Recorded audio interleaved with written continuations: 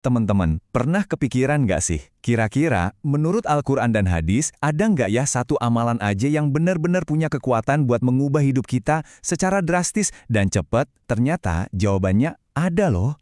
Yuk kita kupas bareng-bareng.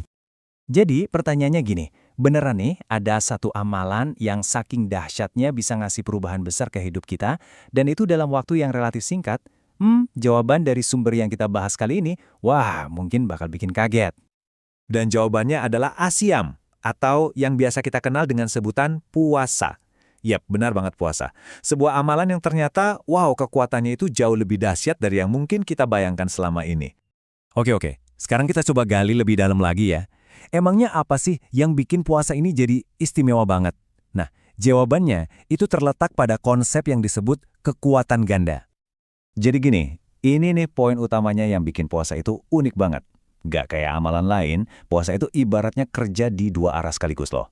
Di satu sisi dia ngebangun amal soleh atau perbuatan baik, tapi di saat yang bersamaan dia juga mengikis atau ngehancurin amal salah alias perbuatan buruk kita. Keren kan? Oke, biar lebih kebayang, kita lihat cara kerjanya ya. Gini, di satu sisi, pas kita lagi puasa, sering kan kita jadi lebih termotivasi buat nambah amalan baik, jadi lebih rajin sholat sunnah misalnya, atau jadi lebih sering baca Al-Quran.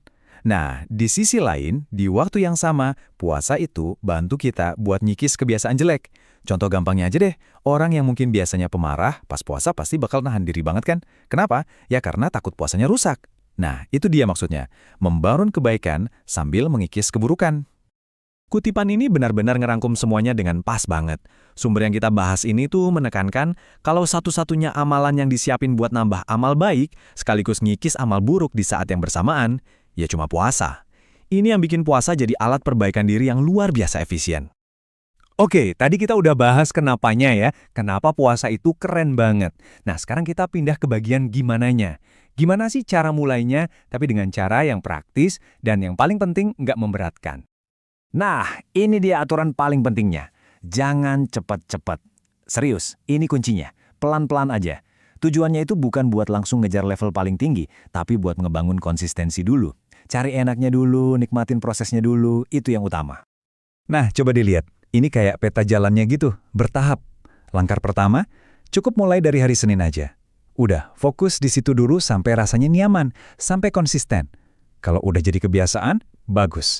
Baru deh kita lanjut ke langkah kedua, tambahin hari Kamis. Nanti kalau puasa Senin Kamis sudah terasa ringan, bahkan kita nikmatin, baru kita bisa maju lagi ke Ayyamul Bid, puasa di tanggal 13, 14, dan 15 bulan Hijriah. Dan puncaknya, itu puasa Daud, puasa selang sehari. Kuncinya inget ya, kuasai satu level dulu, baru naik ke level selanjutnya. Nah, ini nih bagian yang menurut saya paling memotivasi. Pernah kepikiran nggak gimana kalau rutinitas ibadah yang udah kita bangun, tiba-tiba harus berhenti karena ada halangan? Ternyata soal pahalanya ini ada aturan main yang luar biasa banget. Pertanyaan ini penting banget kan? Apakah semua usaha kita jadi hangus gitu aja kalau misalnya kita lagi sakit, atau lagi safar, atau ada uzur lain yang dibenarkan? Nah, mari kita lihat jawabannya. Dan ini dia jawabannya, yang nunjukin betapa luar biasanya sistem ini. Jadi gini, misalnya Anda udah biasa puasa Senin Kamis, terus naik level ke puasa Daud.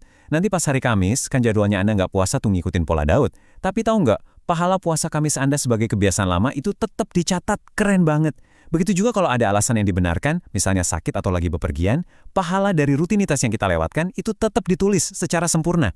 Dan khusus untuk para muslimah, saat mereka sedang haid, pahala dari semua amalan baik yang sudah jadi kebiasaan mereka itu terus dicatat, terus mengalir. Ini nunjukin kalau niat dan konsistensi itu yang paling utama. Oke, jadi ada 3 poin kunci yang bisa kita ambil dari pembahasan kali ini ya. Pertama, puasa itu punya kekuatan ganda yang unik, ngebangun kebaikan sambil ngeruntuhin keburukan di saat yang sama. Kedua, jalan menuju konsistensi itu kuncinya cuma satu, bertahap. Mulai aja dari yang kecil, misalnya hari Senin dulu.